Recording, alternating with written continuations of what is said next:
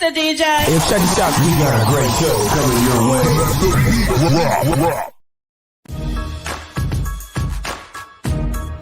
From the ECSI Sports Studios, it's the Midday Market Report with Jeff Dawson.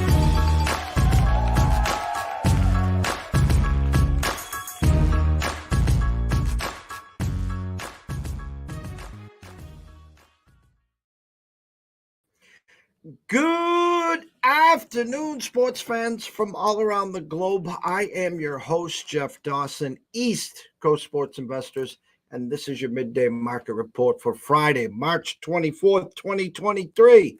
Hope everyone enjoyed the madness last night. Yes, the weekend's here. Yes, we got 4 more games to talk about. Last night at the Mecca, at the Garden, OT thriller. Michigan State and K-State. And K-State finds a way to win. The ECSI VIPs happily on that over that we covered by about 60 points or 50 points or something. That was nice. Shout out to UConn. Absolutely statement against Arkansas. Listen, the Must Bus got rolled. I thought obviously it was going to be a lot closer game there.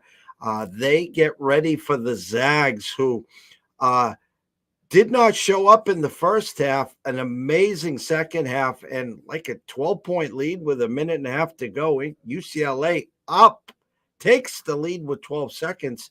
And then I think Mark Few called up Jay Wright and says, "Excuse me, we're going to run your play here." And sure enough, that was, as soon as I saw it, I was like, holy shit, that was the Villanova 3 that beat UNC for the NCAA championship. So blessed and honored to have good friend and colleague on today, Mr. Tyler Wyatt. Going to talk some SEC, going to talk some brackets, going to talk tonight, this weekend, and a lot more. So without further ado, let's bring him in, the one and only Mr. Tyler Wyatt. Good afternoon, sir. What's going on, Jeff? Hey, listen, UConn. We talked about them in November, early December, 14-0, number 2 in the country. I told everyone, pump the brakes here. We're a little ahead of schedule. Hit some bumps, back thriving. Surprised at how they disposed of Arkansas last night. A little bit, yeah. It was a pretty easy game from start to finish. You and I talked about a month ago, I guess, 6 weeks ago. I told you I bought into UConn preseason, but I doubled down on UConn, and then they went on that 7-game losing streak, so lost a little value, I thought, there. But in a good position with them, at least from a future standpoint. Joined you and Anthony Pepe last Friday. I was big on Arkansas in that Kansas game. But, yeah, surprised at the ease in which UConn disposed of Arkansas. I thought Arkansas defensively would be able to maybe give UConn some fits. That was a cakewalk, about as easy as a Sweet 16 performance. I think an underseeded Arkansas too. So it's not like to me, it wasn't a typical 8 seed for UConn to have to figure out a way to go through.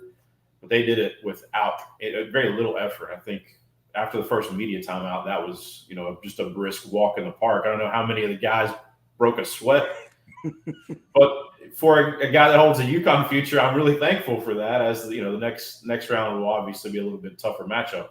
But yeah, I was surprised there. I thought Arkansas would be able to do a little more defensively. They're a really up and down offensive team. Nick Smith Jr. will be one of the first names we hear in next year's NBA draft. Just never really found a way to get anything going. And the score, as bad as it was at the end, wasn't as close as the score that we saw. I mean, it was a 25 or 30-point game pretty much from the second half on. But yeah, a bit surprised at the way that UConn handled Arkansas.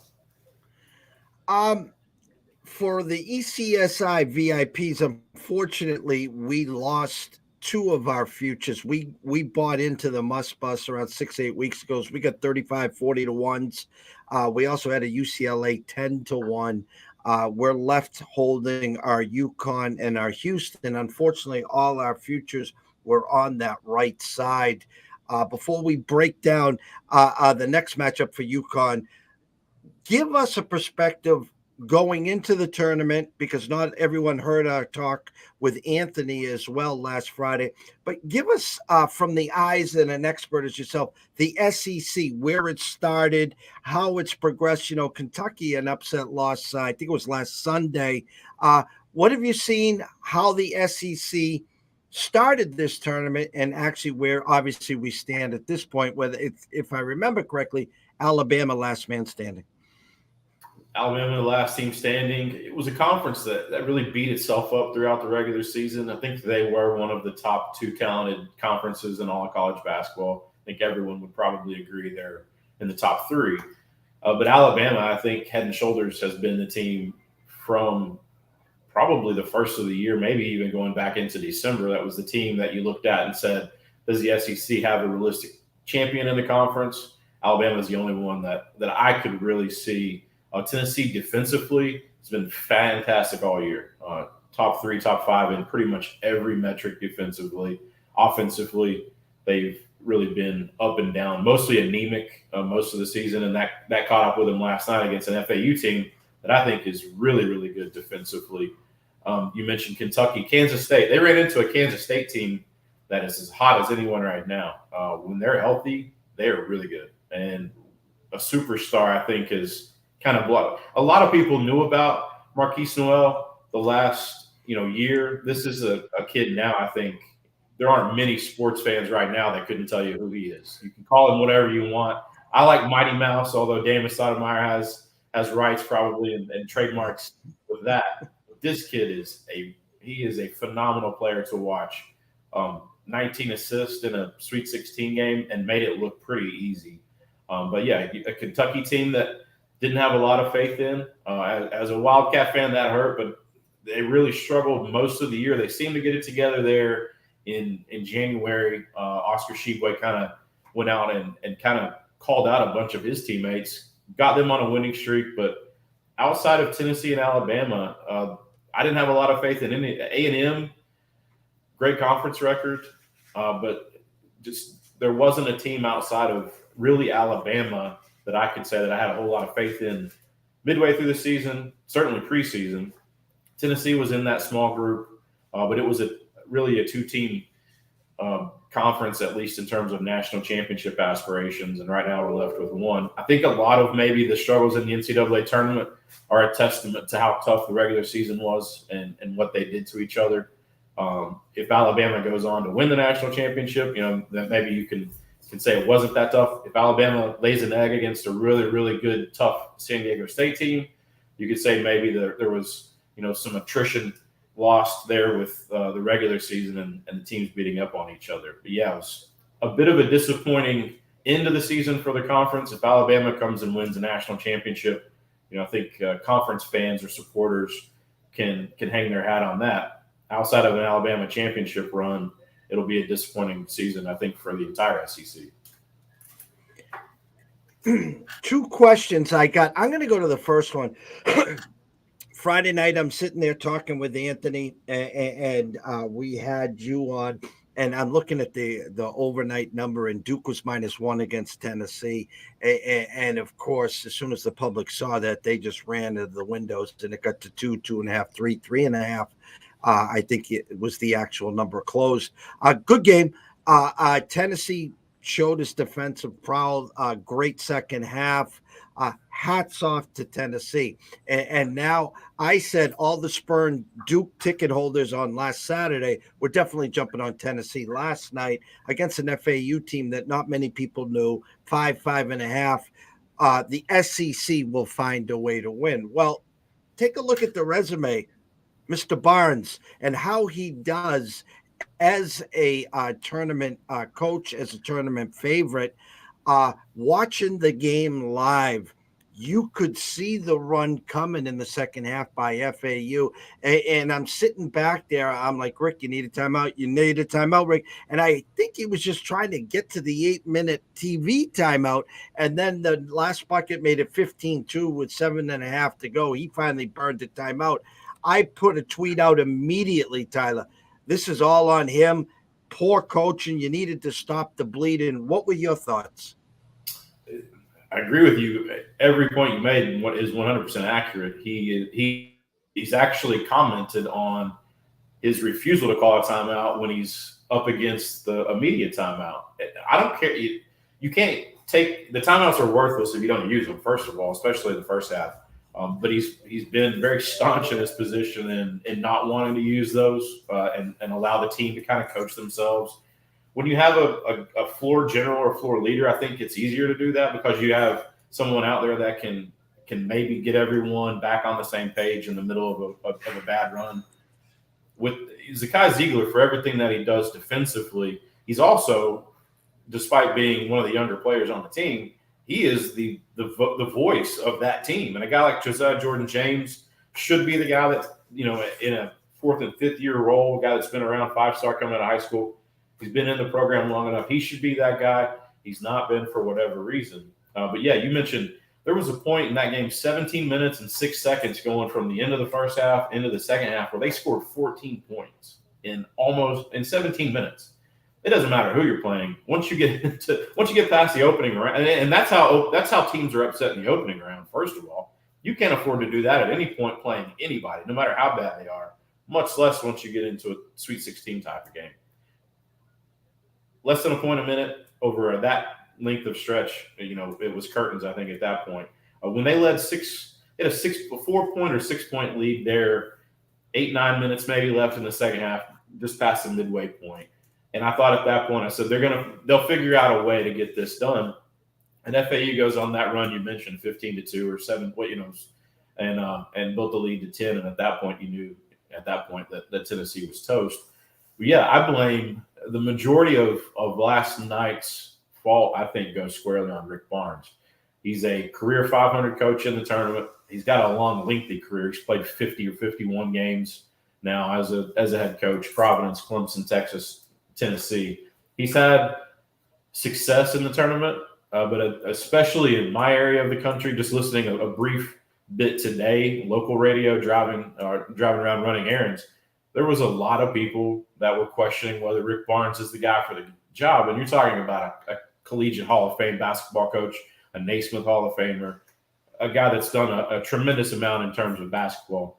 But there are a lot of unhappy people in Knoxville, and most of those reasons being unhappy are because of things that Rick Barnes didn't do last night in a game that they felt that coaching was that he was outcoached by Dusty May, and I agree with that.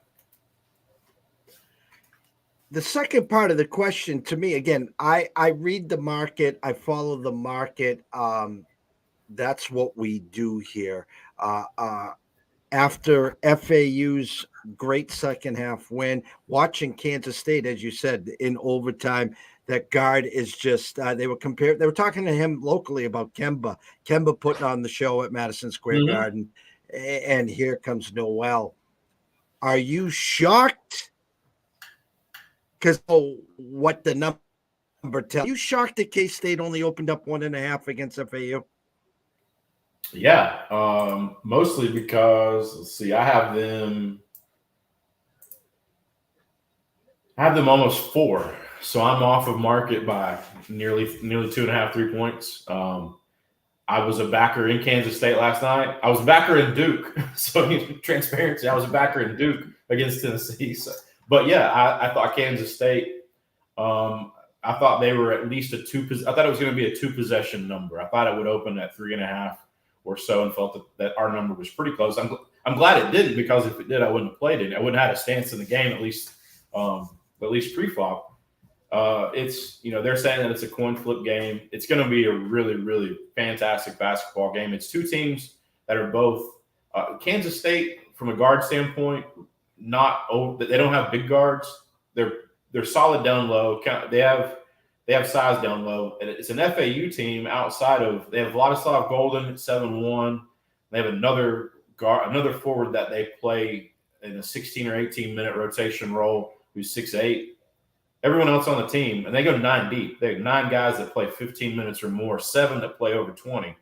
7 of those guys are in that 6'3" to 6'5" range. They're all small athletic guards. The fact that they were able to rebound the basketball the way they were last night is a head scratcher. Tennessee three guys at most times last night where they were 6'8" or bigger, long, athletic guys. This is not outside of Euros. They don't have a big true center. And you had guys that were 6'3", 6'4", going up against guys 6'8" and getting rebounds. That's really frustrating. Just as a casual basketball fan, I look at that and it makes me wonder. Obviously, if you're a Tennessee fan, it makes you want to pull your hair out.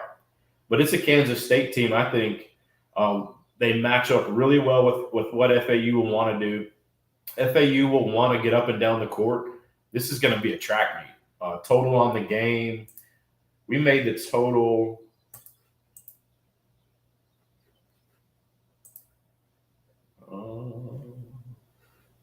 I've got it going into the mid 150s, 154.5. So it's going to be a game played with pace. Are there any injury questions with Kansas State? I think the ankle with Noel's fine. There was a bit of a scare there. I don't think there are any issues there. But yeah, this should be a fantastic game. 1.5 to me makes no sense. They'll get a fair amount of action from me on that number, but I do see that moving north to 2, and it wouldn't surprise me at all if we get this around the 3-point bucket there before tip. And I'll move on to the second game, then we'll go to tonight's games. Again, UCLA dominates the first half. The Zags find a way not to just come back from 13, but to open up a 9-point lead late. And then UCLA, with 12 seconds left, takes the lead. And I'm like, holy shit, they're going to pull this off. And then I said in the intro that they pulled the Jay Wright play. And the guy launched a 30-footer. And after the game, Hughes says, we end practice with that every day. He's about 7 for 10. So we felt comfortable. UConn opens up at 1.5. Now 2. Both games are sitting at 2 at the Circa as we speak. Comfortable with that initial thought with UConn minus the 2, or did your numbers a little off on that as well? Yeah, I actually had Gonzaga just over a 1-point favorite, 1.2, had the total 153 and change, so not too far off of market there. I don't know if I'm glad that I have Gonzaga favored over UConn because of my future ticket would certainly trump. It would be a really good payout. Gonzaga here, I thought they were dead to rights after that first half last night. Drew Timme played a phenomenal game, one of the best. It will maybe go down as one of the best games in at least recent NCAA memory. Willed his team to victory, did all the things. He did miss 2 free throws there at the end, which made it interesting. That shot will go down. You mentioned the Villanova carbon copy. It worked. There were a lot of people that I talked to who thought the shot was bad. And when I first saw it in real time, the immediate response was, "Why are you shooting?" Okay, it went in, and then it's like, okay, we're not going to talk about that. It was a bad shot. He nailed it. That was the play that was designed. So execution was on point. He made the shot. It worked out. This game should be fantastic. I think right now on paper, this is going to be the game of the tournament. Right now, I would take the winner of this one to win it all. Gonzaga struggled there towards the latter part of conference play. It wasn't the St. Mary's obviously got the win. They didn't lose to. It wasn't like they lost multiple games, but there were several games where they had to rally against Loyola. They had to rally against San Diego, and I think that was good for them. They were able to kind of have to put themselves in a position where they found themselves against UCLA down 13 at the half. With that UCLA defense, I thought 13 was more like 30. It wasn't like it was a 6 or 7 point deficit at the half, that it was a couple of possessions. You're talking a double-digit deficit against one of college basketball's best defenses all season. In every metric, they're phenomenal. There were some injury questions, I think, with Singleton and Boma. Those were answered. UCLA really, really almost played a perfect first half, and they come out on the losing end. Do you blame that on Cronin and coaching, or is that just a testament to what Gonzaga was able to do as a veteran team, well-coached team? The coaching matchup, Mark Few and Mick Cronin, it doesn't really get much better than that. Both guys offensively and defensively well-respected. But this was a game that Drew Timme willed himself. He's 15, 20 years from now, if they go on to win a national championship, we'll look back, I think, at this game and say he was the reason that they won the game. And it's hard not to be a fan of Drew Timme. He's kind of a goofy guy, really honest. His podcast is really, really good. He's just he's an easy guy to pull for. And there'll be a team, if they weren't playing UConn, I would pull for them. But I want Connecticut to win. But our numbers do have Gonzaga small favorites, so we'll probably be in no. They'll play Gonzaga maybe for a little bit just to buy some of that position that I have on Connecticut back in case they lose. But this will be a pretty easy one to watch just as a basketball fan because it should be, I think, one of the best games we've seen all year in all of college basketball. I agree. I can't wait. That tip-off is at 8:49. The 6:09 will be the Florida Atlantic K-State game. We'll go on to tonight's games. I'll go right to the SEC. San Diego State, Alabama. Our number was 6.5 with a 138. Currently at the Circa, 7 with a 137.5. I've been high on San Diego State all year. I thought they got disrespected as usual in this tournament. Another team that can play some great in-your-face defense. Which Alabama team's going to show up? The one that comes out, 7 for 9 from 3, and then having to have San Diego chase. That's not their MO. Or is it San Diego can dictate the pace, play some good hard-nosed D, get through the first 20 minutes in a 2, 3, 4-point game, and just like FAU, just like some of these other teams like Gonzaga, wear them down and find a way to win in the last 20 minutes. What's your thoughts on Alabama and San Diego State? Our number was Alabama 5.9, 141.5. So not too far off market. South Point went to 7.5 in the game. So most books at 7. Chris moves to 7.5. It's a little high for me. San Diego State defensively, one of college basketball's best. Alabama, a team that is almost dead. 363 teams in college basketball. They're 360th in what we call those in-between shots. They're three-pointers, they're mid-range, and then there's at-basket rims, dunks, layups, whatever. 360th in all of college basketball. That's by design. That's what Nate Oates wants them to do. San Diego State is one of the best perimeter defenses in all of college basketball. And they also are a top 20 team in at the rim defense. So really, really good inside of 6 feet. So this should, from an offensive versus defensive standpoint, this should be a great game. Can San Diego State do enough defensively to keep Alabama from, if Alabama scores 70, I feel like they win the game. I don't know that San Diego State can score. My question here is, will the Aztecs be able to do enough offensively? Alabama defensively, their offense it kind of goes back to those Oregon football teams in the early 2000s. Their defense was looked at as just being bad, but it was because their offense was doing something that no one else was doing. They were having 1.5, 2-minute possessions, so their defense was always on the field. This is a Alabama defense that is really, really good if you just look at per 100 possessions, especially. If they weren't playing in such a high-octane offense, this would be what I would consider above average defense. But the data I think is maybe a little muddy just because how explosive their offense is. I'm not sure that San Diego State can score enough to stay in this game. It wouldn't surprise me at all if this is a game. Maybe San Diego State has the lead in the first half. I think Alabama pulls away. If they're ice cold from 3, they can lose the game. This is probably a no play for me. Our number at being around 6, not a lot of equity, at least or confidence, at least in my number versus the market. I would maybe lean San Diego State at 7.5, but certainly don't feel confident about it. Where the total is in that 137 to 138 range is pretty close. I've got it 141, and I think most of that is Alabama's offense. But I think this should be a good game. The question for me, the biggest question, can San Diego State hang offensively with Alabama? I'm not sold quite yet on that. They have played some up-tempo teams in conference. New Mexico, a team that likes to push tempo. So they're not a stranger to playing teams like this. Alabama in the SEC tournament played 3 games where they were under 70 possessions. So they've also shown the fact that they can slow down when needed. But this is an Alabama team. It kind of hurts me to say as a Kentucky fan, they're the best team in the SEC and one of, I think, college basketball's 3 or 4 best. I think they have just enough talent to win tonight. Would lean San Diego State at 7.5, but not something that I'm in love with. I agree 100% with that breakdown. 7:15, Miami versus Houston.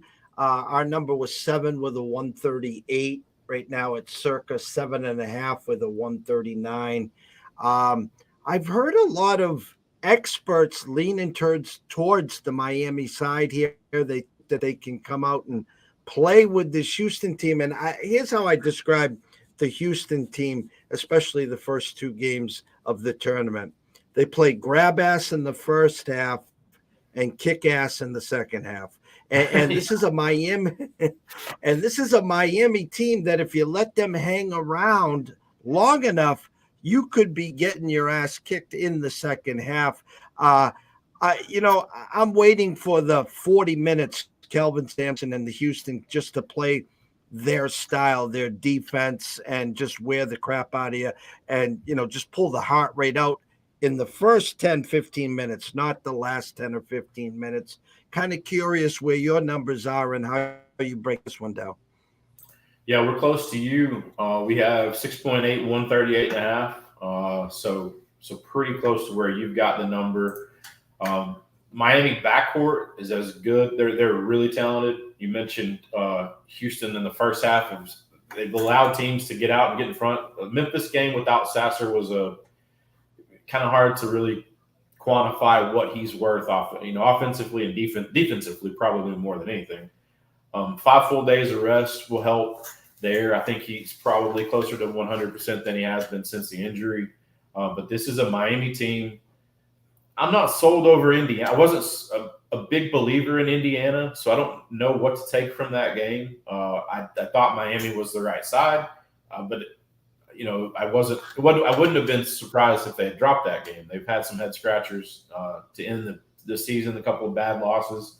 They're a really, really explosive offense at times. Houston defensively, I think, will want to dictate pace, especially early. If Sasser's healthy, what they were able to do in the second half against Auburn, they held them to 14 points, or I think it was 14 points, was a dominant defensive performance over 20 minutes. If they can play 30 minutes like that, they win the game, and it's probably not. I don't know that Houston is capable of blowing out Miami. I do think that this is the type of game we can see where there's just not a lot of that Houston gets out to a 5, 6, 7 point lead and it stays around that for the entire game. Miami, if they have a chance to win, it'll be because of their backcourt. But I think with a healthy Sasser, Houston will get it done. It's not a play for us because our number's pretty close to market. Maybe look to get in after the tip. Maybe you get maybe Miami goes on a little run, or maybe Houston gets out early and you look for a number maybe in game. But I think at 6.8, 138.5, we're pretty close to you. Probably something that we'll avoid. I think Houston finds a way to get a win here, but this one wouldn't surprise me at all if either team wins. Great. All right, we're going to go to this one. Princeton, Creighton. I have to be 100% transparent. In the 2 Princeton games, we had the over in Arizona Princeton game. Some of our sheets had Arizona scoring 90-plus points, and I think they ended up with 55, an absolute no-show. The second game, we had Missouri team total. I think it was over 75.5, 6.5, and I think if they added a third half, they still wouldn't have got to that. Tonight, a 10. Tonight is a 10 with a 140 on our sheet. Vegas is telling us 75-65. Aid is actually circa right now 10 and a 140.5. There's a 140 DraftKings. Does Princeton have a shot? Number one. Number two, do I dance with the devil for the last time and say Creighton gets over 70 here? Or how are you seeing this game? Our number was 9.7, 143.5, so a couple points higher from a total standpoint, but pretty close to the number. Fourth, 15 seed, I guess, overall, and third in the last handful of years, inexplicably, and 2 from New Jersey in consecutive years with St. Peter's. It's a Creighton team that I've watched enough of them all year. It wouldn't surprise me if they get behind early and they come back to win, and it wouldn't surprise me if they win by 30. So I don't really have a good, at least I was taking the model and throwing it out the window, just asking, from just looking at the game. I don't really have a great feel. I think the number is probably close. This feels like a Creighton team that should win by double digits. So Princeton, I also thought that Missouri would beat Princeton and thought that number was off, so I was wrong there. The total 140 seems about right. You're telling me that it's going to be a 75-65 type of game, and that seems pretty fair from a team total standpoint. I think defensively, Creighton they've got size down low. It's a Princeton team that really just kind of spreads you out and plays fundamentally sound basketball. They shoot it really well. Creighton shoots it well. Don't have much of a feel for this one. Would maybe play over. I think, I'll probably play a little bit over just because we're almost 3 points ahead of or over market. But this is just one of those games. At Sweet 16, you shouldn't say that there's not a good matchup. But this is just like, of the 4 games, I look at it and am I really going to watch a lot of this? And the answer is yes, but I'm not going to be real happy about it. I agree with you there. It's almost like, I'm looking at this as like, oh my God, but they got me twice. And I can see exactly what you're saying, where no one's giving Princeton a shot. Anyone that's playing in those suicide pools, the whole world, if you haven't used Creighton's using them today. I said all along, I thought they were built for this tournament. Here, a win against Princeton. They could be matching up 1 win away from the Final Four, and it's kind of comical because there's 3 Big East teams, and me and Matt always have that battle back and forth with Creighton and UConn, and here they got the easier seed. With Princeton, we destroy Arkansas, and we could be now both in the Elite 8, still end up ending the seed both tied. We get knocked, or both in the Final Four, so it'll be interesting. But here's the stench of the night, in my opinion. I didn't agree with Xavier in the number 3 seed. First of all, they should have lost to Kennesaw State. Second of all, I was surprised at this number. Our number was 4.5 with a 148. Circa right now a flat 4 with a 140. I think Texas should be favored by more. I think they were looking for Texas money. Yet my number is 4.5. Am I reading too much into this, Tyler? I got 4.9 and 149.5. So I'm closer to where you think. I'm maybe a point higher than market right now. Total's almost dead on, I guess. Maybe a 147.5 at Caesars looks like. So 2 points ahead there. Xavier, one of those teams, it seems like every other Xavier game, they're down by 13 points 6 minutes in, and then you go and do something, you come back in, and they're up 6 in the second half. You can't do that in the NCAA tournament. You can't do that really much of the season and have success. They found a way to do that. Texas, Rodney, there are so many moving parts right now behind the scenes for Texas.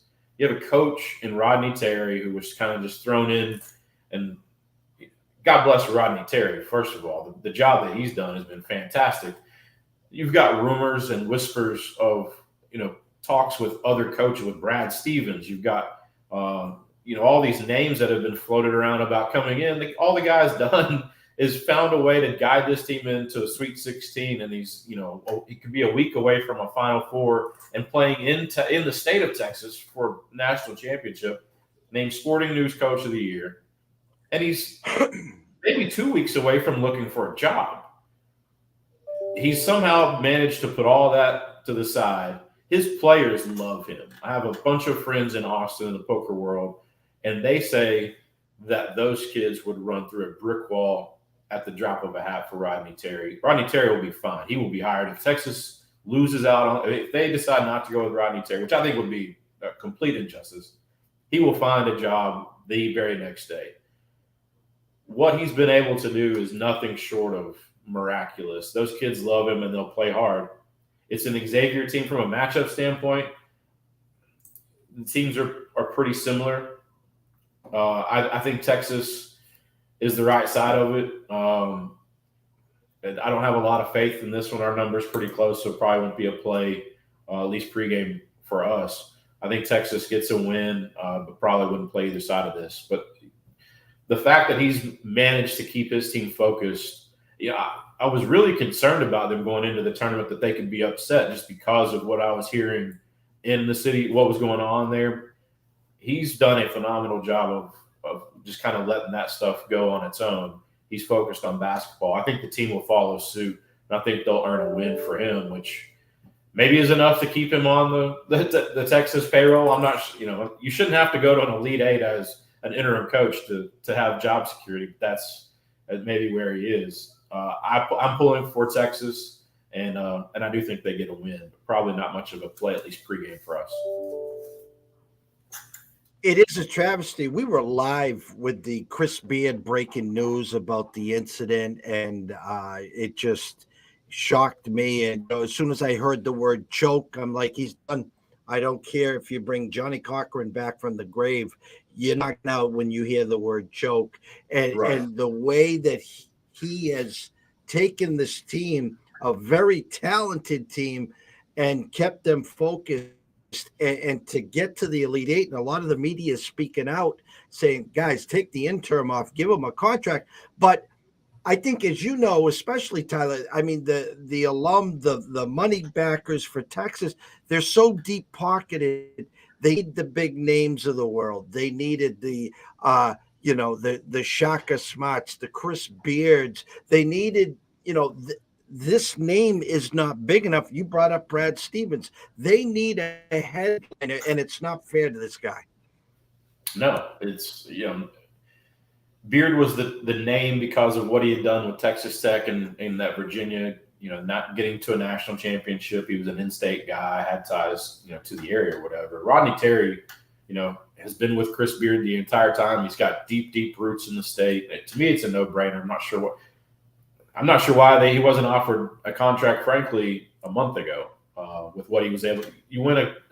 He goes in and just beats down Texas in a Big 12 championship game, and that's not enough. Maybe if I'm Rodney Terry, I'm fine with that. If you don't, at this point, I haven't done enough to convince you I need a job, I'll go find something better, okay? But yeah, he's done a remarkable job. This should be a good game. Xavier want to get up and down. Texas likes to control pace, so this should be kind of oil meets water, but should make for a really good basketball game. Two teams that some of the times their style is Texas. I think early in the season they were a team that really struggled to find an identity. The coaching change helped that, and I really wondered how that would the direction of this team when Beard pre-arrest was they were on the way up. A couple of tough losses, but he had them playing pretty solid basketball. Terry's first game in, they were a big favorite against, I can't remember who it was. They were 16.5 or 17-point favorite and were trailing in the second half. They found a way to get a win. And then he's Big 12 tournament champion. Just one of these games where maybe it's a play over the total based on our number and just root for a shootout and a Texas win. But it's sad that we're talking about, Rodney Terry maybe not having a secure job, and he's 2 wins away from a Final Four appearance in the state of Texas. Last question. I'm going to put you on the spot, and it's okay. There's no, we're not going to hold you to this. If we get you back next week and we're going to break down the Final Four will be. Well, you did put me on the spot. I won't hold you to this next Friday. I'm going to stick with Connecticut. I'm going to go Alabama will face off against Kansas State. I'm going to go UConn and Houston. I think we have Texas represented in Houston playing in the home city, and then I guess I'll go Alabama versus Connecticut national championship. Connecticut wins it all, and I spend 2 months in Vegas. At least put it out there in the universe and speak it into existence, right? Sounds good to me. We can't thank you enough. If anyone here is not following, please go follow Tyler at BetSmart US. We can't thank you enough. Enjoy your weekend. Best of luck if you hit the felt. Otherwise, if you're playing some golf, have some fun out there. And I'll circle back the wagons next week. Check out your schedules available for a little Final Four talk. How's that sound? Sounds great, man. We'll talk to you over the weekend, Jeff. You take care, Tyler. Tyler Wyatt, go follow this guy. He's an amazing professional poker player. He loves to talk sports. He breaks down the market like we do. There's TJ with the U right there. It's going to be interesting. At exactly 1/2 hour, myself, Johnny VTV, and Matt Grissom will be back talking some college baseball. That's right, college baseball. 3 men in a box at 3 o'clock. Come and join us. And then at around 4:30, myself and Riley will be back for the closing bell. So thank everyone, and we'll see you soon.